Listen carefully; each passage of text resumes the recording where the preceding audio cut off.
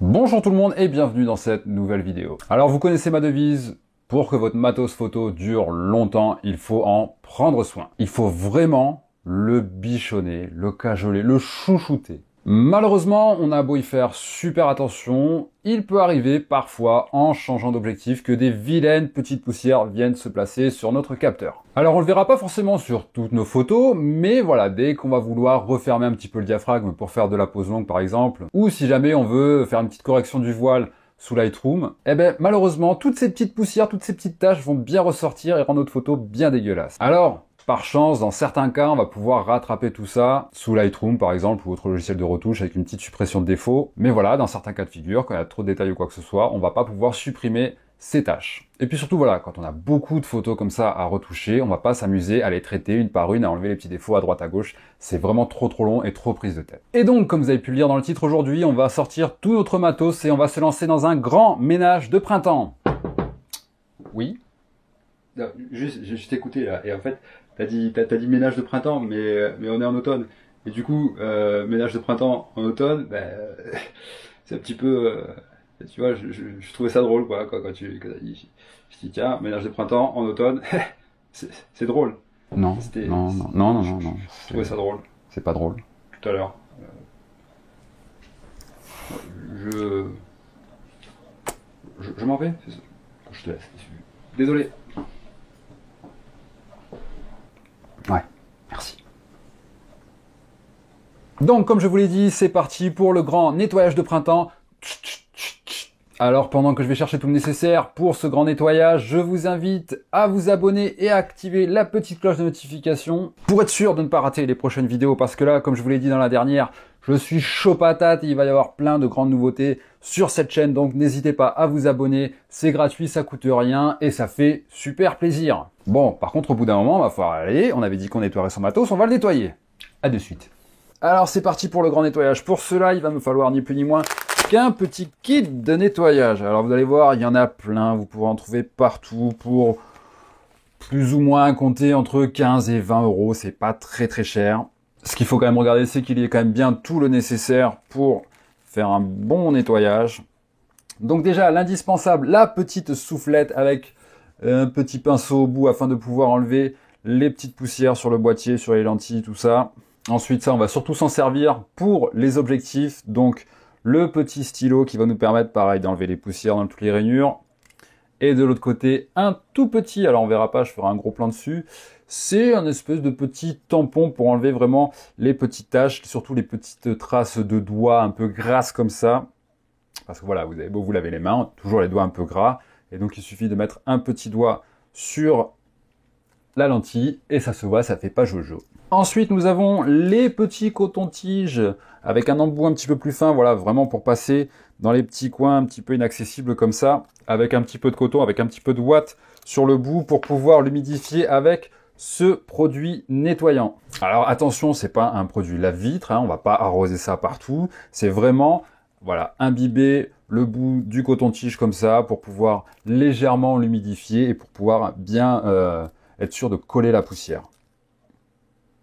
Ah non, plutôt de décoller la poussière. Et ensuite, cette petite raclette qui, elle, alors là, c'est là où il va falloir être très minutieux, c'est ce qui va nous servir à nettoyer le capteur. Alors là, c'est une taille standard, mais faites attention quand vous achetez votre kit. Il y a certaines petites raclettes comme ça qui sont déjà à la taille du capteur. Pour être sûr de nettoyer entièrement le capteur, juste en faisant un aller-retour comme ça. Là, c'est une taille standard. Bon, on peut nettoyer tous les capteurs avec. Mais voilà, je vous montrerai comment faire ça minutieusement pour être sûr de passer partout. Et ensuite, nous avons voilà les classiques lingettes microfibre. Voilà, ça, il faut toujours en avoir. N'hésitez pas, mais glissez-en partout dans votre sac, dans vos poches ou quoi. C'est toujours très pratique, ça dépanne bien quand même. Et ensuite, on a ce petit kit de lingettes légèrement imprégné de produit, donc c'est très léger. Et ça, par contre, on ne va s'en servir que pour les écrans. Donc voilà, ça c'était la petite présentation de ce kit. Après, bien sûr, et ça va de soi, si on veut se lancer dans le grand nettoyage, il va falloir quand même faire ça dans un endroit où il n'y a pas de courant d'air, où c'est relativement propre, il n'y a pas de poussière qui vole. On va éviter de fumer ou de manger à côté.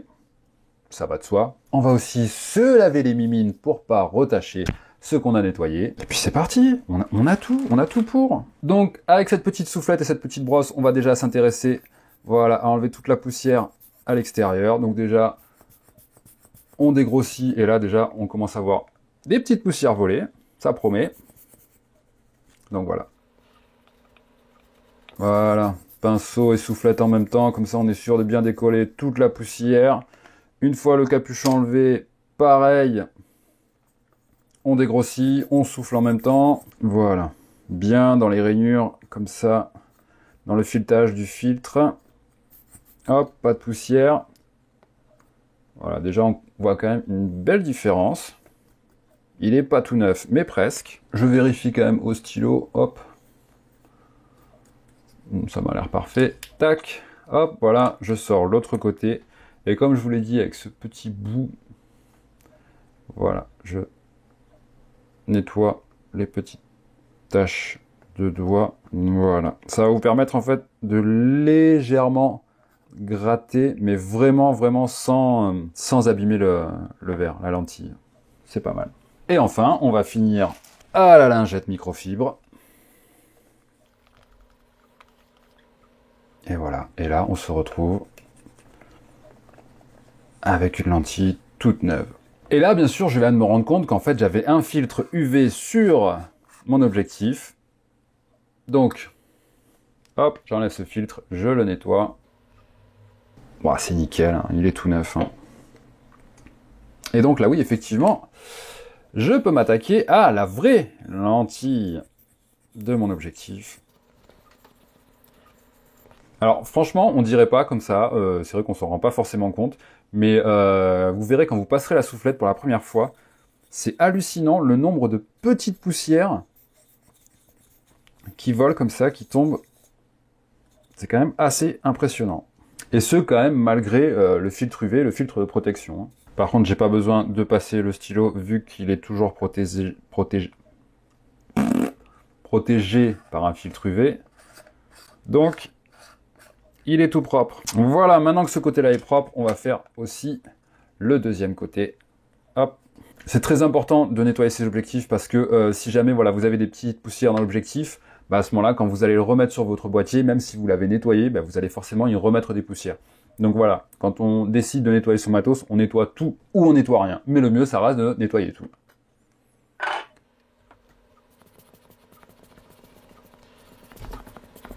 Donc là aussi, hein, mine de rien, hein, les connectiques, tout ça, on croit que c'est propre, mais il y a quand même pas mal de poussière.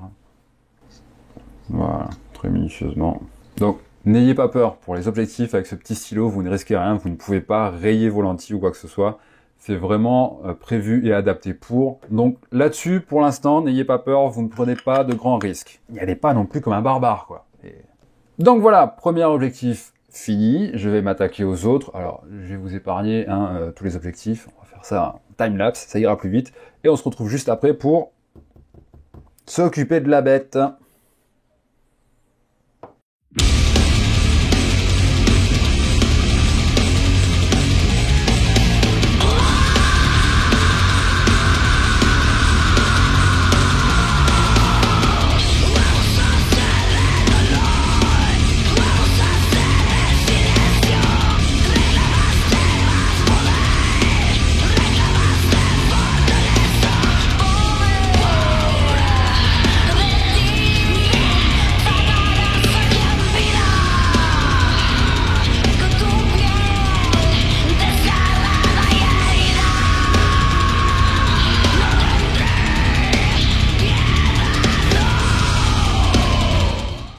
Alors ça y est, tous les objectifs sont nettoyés, intérieur, extérieur, tout est parfait. Et là, rien qu'en regardant la lingette microfibre qui a un petit peu changé de couleur, on voit même des taches noires.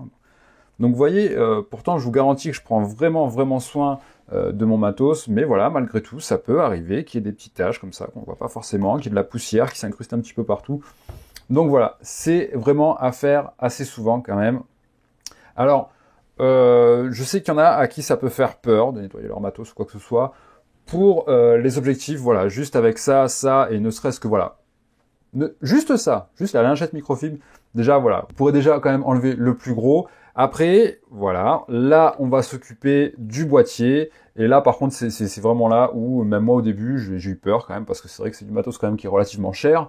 Et on se dit, putain, faudrait pas que je fasse une connerie, que je pète, que je pète le miroir, ou que j'abîme le capteur, ou quoi que ce soit. Donc, si vraiment vous le sentez pas, allez dans votre boutique photo, demandez à un professionnel de vous le faire. Je sais que moi, chaque année, avant la saison des mariages, voilà, je le fais faire par un professionnel. Ça me coûte, alors moi je paye 60 euros, mais voilà, en général c'est ça, c'est entre 50 et 100 euros. Mais alors vraiment, ils vous le rendent d'un point de vue esthétique comme s'il était neuf, pardon. Et vraiment jusqu'au miroir, parce que là vous allez voir que le miroir au final on va pas le faire. C'est peut-être ce qui est le plus fragile et le plus dangereux, et c'est pas forcément nécessaire, parce qu'en fait le miroir, en tout cas pour les réflexes, je parle pas pour les hybrides, mais pour les réflexes, le miroir c'est juste ce qui va nous servir au niveau de la visée. Donc en gros, même s'il y a des poussières sur votre miroir que vous allez voir au moment de la visée, ça ne se verra absolument pas sur la photo. Voilà, là ce qu'il faut vraiment faire, c'est se concentrer sur le capteur. Voilà, sauf que le capteur, effectivement, c'est aussi une pièce qui est très très très fragile, mais ne vous inquiétez pas. Voilà, si vous êtes minutieux, si vous êtes calme, si vous essayez de travailler proprement, il n'y a pas de grand risque. D'abord, avant de s'attaquer au capteur, pareil, même principe, on va quand même s'occuper de l'extérieur, parce que comme vous le voyez sur l'écran, qui en plus est un écran tactile, forcément sur un écran tactile, il y a des taches de doigts. Au niveau du grip, c'est pareil, voilà, comme je vous l'ai dit, il y a toujours des petits peu de dépôt, un petit peu de poussière. Donc là, même principe, on peut toujours dégrossir avec la petite soufflette. Donc déjà, voilà, au niveau... Ah oui, quand même. Au niveau de l'œilleton, voilà, on voit bien qu'il y a pas mal de poussière. Au niveau de l'écran, comme ceci. Comme c'est un écran oriental, pareil, on passe en dessous. Voilà. Sur le dessus, pareil. La griffe du flash, voilà. L'emplacement, hop, à carte mémoire, pareil. Très important, hein, il ne faudrait pas que vous tombiez en panne de carte mémoire à cause d'une petite connectique un peu sale. Le devant, pareil. Voilà, donc là pour l'instant je ne l'ouvre pas. Ça ne sert à rien. Alors voilà, je vais vous montrer, alors je le fais pour vous, moi c'est pas très sale, mais je vais quand même vous montrer comment ça marche. Si voilà, au niveau des petits coins, des petits recoins, vous avez voilà, des taches un petit peu grasses ou du sable qui s'est collé, tout ça, à ce moment-là, c'est là qu'interviennent ces fameux cotons-tiges. Donc je vais vous montrer, je vais vous en sortir un. Hop, voilà. Donc là, vous prenez votre fameux liquide, vous en mettez, hop, juste une goutte. J'essaie de pas en foutre partout. Forcément, il est neuf, il faut attendre que ça monte. Voilà. Alors, on va juste humidifier légèrement ce petit bâtonnet. Votre petit coton-tige est imbibé. Et là, à ce moment-là, voilà, vous pouvez passer dans les coins et les recoins. Voilà, de suite, on voit que c'est quand même beaucoup plus propre. Partout où vous mettez les doigts. Au niveau de cet écran, pareil, un peu de gras sur les angles. Voilà, autour de l'œilleton, surtout c'est là voilà, où on va placer son visage. Et voilà, il faut que ce soit propre et désinfecté. Voilà. Voilà, tous les petits recoins comme ça. Et en fait, le fait d'humidifier le petit coton, voilà, ça va vous permettre quand même de supprimer pas mal de petites taches disgracieuses. Traces de doigts, comme je vous l'ai dit, on a toujours les doigts gras. Hein, trouvez pas ça dégueulasse, vous inquiétez pas, c'est normal, on a tous les doigts gras. J'ai du mal à parler aujourd'hui, hein. Je peux pas faire deux choses en même temps, je ne suis qu'un homme, excusez-moi. Mais donc voilà, hop, les coins, les recoins, tac, tac, tac, tac, tac, c'est parfait. Et là, c'est là où on se rend compte que c'est un petit peu dégueulasse quand même. Et qu'on fait bien de le nettoyer. Donc voilà, c'est fini pour ça. Là, attention, on va s'occuper de la partie la plus sensible. Tout d'abord, ce qu'il faut faire, avant toute chose, c'est vérifier que sa batterie soit bien à 100%. Parce que qu'est-ce qui va se passer? On va demander au miroir de se lever pour pouvoir accéder au capteur. Et justement, le fait que le miroir va se lever comme ça va aussi bouffer un peu de batterie. Et si jamais vous vous retrouvez à 0% de batterie, qu'est-ce qui va se passer? Le miroir va retomber tout simplement. Pour peu que vous ayez la petite raclette en même temps, ça va dévier un petit peu le miroir. Enfin bref, vous risquez voilà, de le péter, en tout cas de le foutre en travers. Donc là, attention, voilà, première chose, chargez bien votre batterie. Ensuite, voilà, vous allez aller dans le menu. Alors là, ça sert à rien que je vous montre quel menu. Ça dépendra forcément de la marque de votre boîtier. À quelque chose près, c'est plus ou moins pareil. Donc, vous allez voilà trouver facilement dans le menu réglage ou configuration. Là, sur Nikon, c'est le menu configuration. Et il y a bien une option verrouiller miroir nettoyage. Et là, il va nous proposer de démarrer. Alors oui, nous allons démarrer. Ok, lorsque vous appuyez sur le déclencheur, le miroir se lève et l'obturateur s'ouvre. Pour abaisser le miroir, éteignez l'appareil photo. Donc là, on a accès au miroir. Et attention, quand je vais déclencher...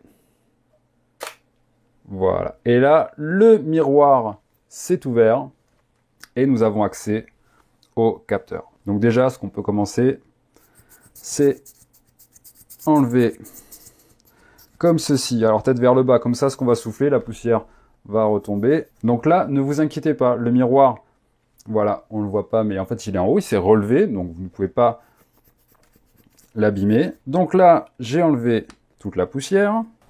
Et je vais me servir de cette petite raclette. Hop. Donc voilà, cette petite raclette. Donc là, je l'éloigne un peu. Parce qu'il pulvérise à mort. Humidifié, 2-3 coups. Hop, c'est bon. Là, voilà. Avec cette petite raclette, on va délicatement la poser sur le capteur. Et passer un coup dans un sens, dans l'autre. Hop. Dans un sens, dans l'autre. Voilà.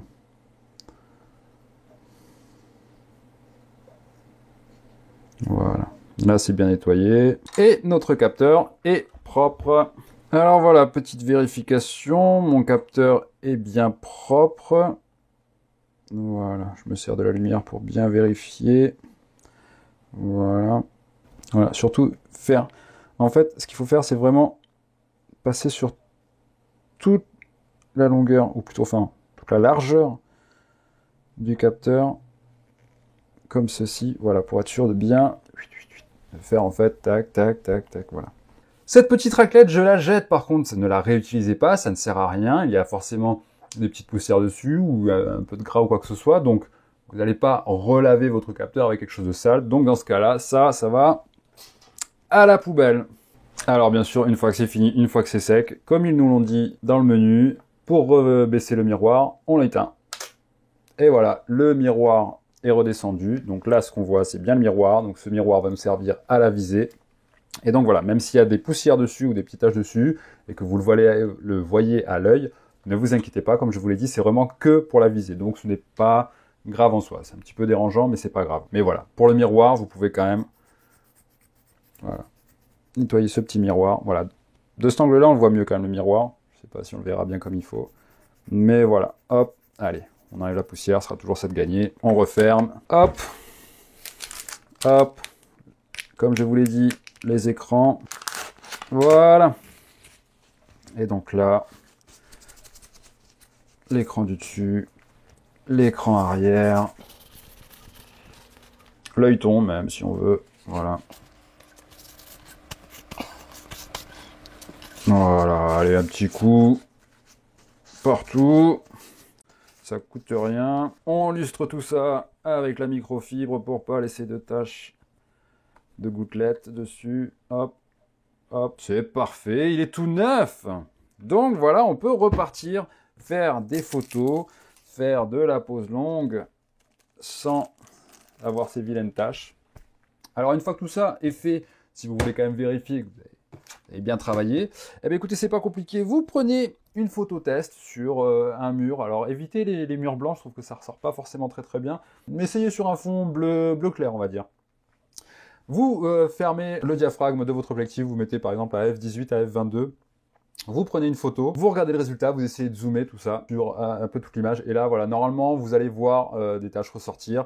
Et si toutefois vous avez bien nettoyé votre capteur, il n'y aura quasiment plus de taches. Donc voilà, notre petit boîtier est comme neuf. On lui a refait une deuxième jeunesse.